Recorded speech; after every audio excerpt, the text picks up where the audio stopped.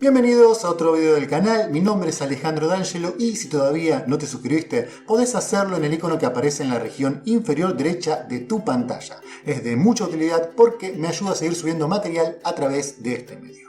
Hoy vamos a hablar acerca un poco sobre el dengue y cuáles son los elementos que tenemos que tener en cuenta para poder afrontar esta enfermedad, conocer cuáles son las formas de prevenirla y cuáles son las presentaciones que pueden suceder cuando cursamos una patología de estas características. Vamos a hablar un poco acerca de algunas recomendaciones que dio el Ministerio de Salud en Argentina y cuáles son las cosas que tenemos que tener en cuenta para saber cuándo hay o no un signo de urgencia o de gravedad y que tenemos que estar muy atentos porque si lo detectamos sería muy prudente que consultemos al médico.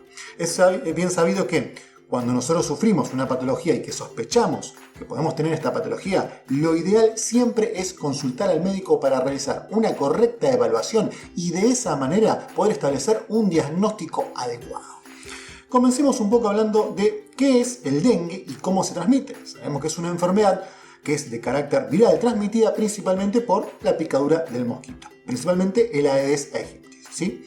Los mosquitos adquieren el virus una vez que pican a una persona infectada y lo trasladan a través, de la picadura, a través de la sangre, y cuando pican a otra persona, este es el mecanismo por el cual se transmite esta enfermedad, ¿sí? O sea que el mosquito no es más ni menos que un mero vector. Esto es muy importante de determinar, ¿por qué? Por el hecho de que si nosotros controlamos a este vector, muy probablemente podamos controlar la enfermedad, ¿sí? No es en sí, la enfermedad la que tenemos que atacar, sino la manera en la cual se transmite. ¿Cuáles son los signos y síntomas que nosotros tenemos que tener en cuenta para sospechar que una persona determinada, un familiar o un paciente pueda llegar a tener este tipo de cuadros? Bueno, una persona que vive o que ha viajado en los últimos 14 días a zonas donde la transmisión de dengue es muy frecuente, es altamente probable que sufra, de este cuadro. Puede ser, que sea una presentación aguda de 2 a 7 días de evolución y además también tenemos que tener en cuenta que suele presentarse con 2 o más de los siguientes síntomas. Y ellos son la presencia de náuseas o vómitos, exantema o sarpullido, cefalea o dolor retroocular, la presencia de dolor muscular o dolor articular, la aparición de petequias, que son extravasaciones sanguíneas que se manifiestan como manchas rojas, o cuando nosotros realizamos lo que se conoce como la prueba del torniquete, que es una prueba que no se utiliza muy ampliamente en estos días, pero que un médico entrenado puede realizarla sin problemas y puede provocar la aparición de dichas petequias. En el ámbito de lo que sería el ambiente laboratorial, si nosotros detectamos en un paciente que sufre una disminución de los glóbulos blancos, como menciona aquí la diapositiva, la leucopenia, estaríamos sospechando también que ese paciente pudiera llegar a presentar un cuadro de dengue. Esto es una forma, en la cual actualmente se puede poner de manifiesto la aparición de las petequias mediante una prueba casera de lo que sería la prueba del torniquete. Básicamente consiste en tomarle la presión arterial a un paciente. De esta manera, cuando nosotros dejamos apretado lo que sería el esfingomanómetro, con el correr de los minutos, si la prueba es positiva, van a ir apareciendo las petequias. Esto es algo que debe y se recomienda que realice el médico, no lo hagamos en casa. Si sospechamos que podemos llegar a tener dengue, lo más importante es consultar. ¿Cuáles son los signos de alarma que nosotros tenemos que tener en cuenta y que nos pueden hacer sospechar, de que una persona puede no evolucionar bien en el contexto de un cuadro de dengue? Un dolor abdominal progresivo, continuo, sostenido e intenso es un factor de mal pronóstico. Trastornos del sensorio, que se traduce como irritabilidad, somnolencia o letargo, es decir, una persona que progresivamente se va sintiendo más cansada o que presenta alteraciones en lo que sería su nivel de conciencia. Cuando nosotros estamos frente a la presencia de un sangrado extraño, en este caso sangrado de mucosas, como por ejemplo gingivorragia, sangrado vaginal, sangrado por la nariz, un sangrado, menstrual mayor al habitual, eso podría ser un punto de alarma en el cual nosotros tenemos que tener en cuenta que podría ser un factor de mal pronóstico en el contexto de un cuadro de dengue. Extravasación de líquidos, es decir, en este caso cuando nosotros en una radiografía de tórax vemos que hay un derrame pleural, ¿sí? Por ejemplo, esto podría ser una de las consecuencias a un signo de mal pronóstico en el contexto de un cuadro de dengue. El aumento del tamaño del hígado, es decir, mayor a 2 centímetros por debajo del reborde costal y de instauración brusca. Repito, este examen tiene que ser llevado a cabo por un profesional para poder determinar correctamente que esto se encuentra sucediendo, ¿sí? La presencia de vómitos persistentes, 3 o más en 1 hora o 4 en 6 horas. Esto más que nada se hincapié en la probabilidad de que el paciente sufra un cuadro de deshidratación, también es un factor de mal pronóstico. El aumento progresivo del hematocrito, que va de la mano de la deshidratación, es decir, la mayor concentración de la sangre produce un aumento del hematocrito a consecuencia de que el paciente pierde mayor cantidad de líquido, en este caso, por ejemplo, en el contexto de un cuadro de vómitos que son incoercibles. Al identificar estos signos de alarma, se debe iniciar precozmente la reposición de líquidos por vía intravenosa, es decir, que no es un cuadro que podamos tratar en casa. Un paciente que sufre de un cuadro de deshidratación y este cuadro de deshidratación es ocasionado por vómitos, no va a poder reponer esa cantidad de líquido perdido si comienza a tomar mayor cantidad de líquido, sino que puede incluso agravar el cuadro. Hay que tener en cuenta que frente a un paciente con estas características, no todos los pacientes van a ser internados y eso, digamos, debe basarse mucho en el criterio médico. Por eso, para tener en cuenta cuáles son esos puntos de partida para poder internar a un paciente, tenemos que tener en cuenta que un dengue con signos de alarma que a nosotros nos hace sospechar que va a tener una mala evolución es un factor para internar a un paciente. Enfermedad grave, es decir, la presencia de choque o dificultad respiratoria, sangrado grave, ¿sí? Son elementos que indican una conducta, digamos, de internación. Intolerancia a la vía oral, un paciente que no puede consumir los líquidos por sí mismo, lo mejor es hacer una hidratación a través de la vía parenteral, es decir, a través de una vía periférica. Pacientes con dificultad respiratoria, con acortamiento de la presión del pulso, con hipotensión arterial, con insuficiencia renal, una falla renal. Esta, digamos, generalmente si bien se puede detectar indirectamente con la semiología, es muy importante realizar en un paciente que sospechamos un mal pronóstico, un laboratorio, ¿sí? El aumento del tiempo de llenado capilar, la presencia de embarazo o trastornos de la coagulación son elementos que sugieren que el paciente debe ser internado, ¿sí? Hay que, digamos, evaluar estos criterios, ver cuáles son las circunstancias del paciente y en base a eso actuar procediendo a realizar o no la internación.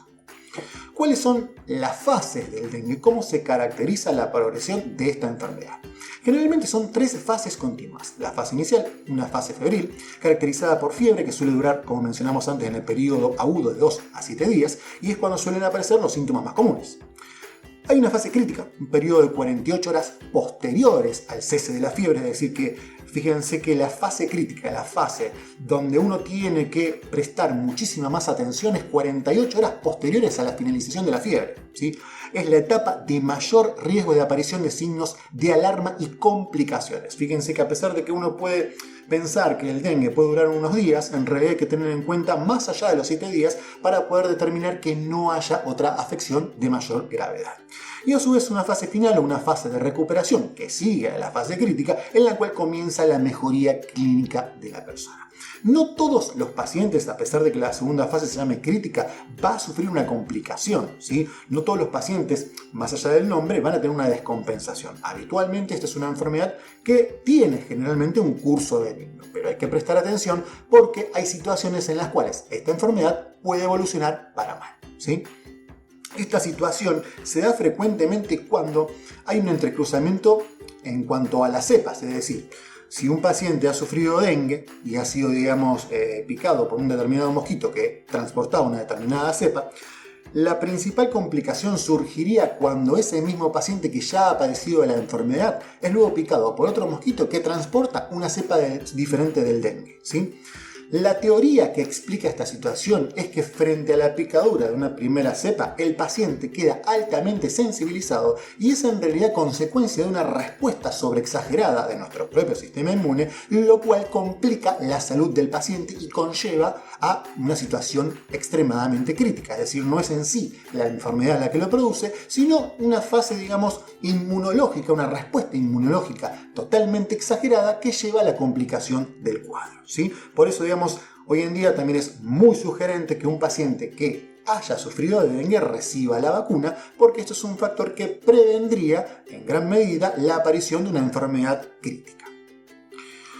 Cuando nosotros conversamos con una persona que, digamos, tiene dengue, debemos explicarle que la hidratación es el tratamiento o es la base del tratamiento. Debe tomar 3 a 4 litros de líquido por día. Hay que estar atento a los posibles signos de alarma que mencionamos con anterioridad y debe realizar una consulta médica de control, aunque el paciente, digamos, no sufra un cuadro extremadamente agresivo, lo importante siempre es controlarse. La enfermedad continúa, a pesar de ceder la fiebre, como hemos mencionado con anterioridad, las 48 horas posteriores son, digamos, una fase a tener en cuenta, ¿sí? Y que para evitar un cuadro grave el paciente debe, a pesar, digamos, de encontrarse bien, llevar un seguimiento clínico. Obviamente las medidas de prevención para evitar nuevas picaduras son de extremada importancia en un paciente que ya ha tenido dengue y en un paciente que no lo ha tenido tampoco. Es decir, que debemos maximizar nuestro esfuerzo en prevenir futuras picaduras y futuras transmisiones, ¿sí? ¿Cuáles son, digamos, esas prevenciones que nosotros tenemos que tener en cuenta? Bueno, colocar mosquiteros en puertas y ventanas para evitar la entrada del mosquito a la casa. Usar repelentes cuando salgas de tu casa. Habitualmente se colocan en las zonas donde no está la ropa, pero digamos también es factible colocarla por encima de la ropa. Prender espirales en patios y balcones para ahuyentar al mosquito, y cuando nosotros nos encontramos estamos al aire libre, lo ideal sería vestirse con ropa clara para disminuir lo que sería la concentración de calor, ¿sí? Estas son las medidas que tenemos que tener en cuenta para evitar, digamos, futuras picaduras y para prevenir la picadura del mosquito. Hay que eliminar en nuestro jardín objetos que acumulen agua, limpiar los bebederos de mascota con regularidad y drenaje de aire acondicionado, porque son lugares donde el mosquito puede colocar sus huevos, ¿sí? Tapar tanques, cisternas y piletas, todo lo que sería agua estancada, es un lugar ideal para que el mosquito coloque su huevo y de esta manera reproducirse y facilitar que el virus transmita. Evitar tener plantas en agua y colocar arena húmeda en portamacetas. Tirar agua hirviendo en rejillas y colocar tela mosquitera. Esto no solo va a prevenir de la aparición de los mosquitos, sino que también va a prevenir la aparición de otros bichos que por ahí pueden ser o traer complicaciones bastante frecuentes en el verano, como los alacranes. Destapar y limpiar las canaletas y los desagües de lluvia. Y mantener los jardines desmalezados. Son varias metodologías que podemos aplicar en nuestro hogar para la prevención del dengue.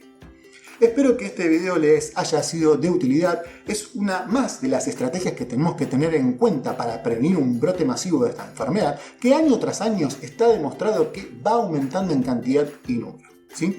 Ahora bien, lo más importante a tener en cuenta y no olvidar, y lo que quiero recalcar en este video, es que cuando nosotros sospechemos que podamos tener dengue o que alguien, digamos, conocido puede llegar a tener dengue, lo más importante es consultar al médico, ser evaluado por un profesional para poder determinar correctamente el cuadro y para poder seguir el tratamiento más adecuado para cada uno de los casos. Cualquier duda o pregunta acerca de esta enfermedad pueden dejarlas en los comentarios y serán respondidas a la brevedad. Muchísimas gracias.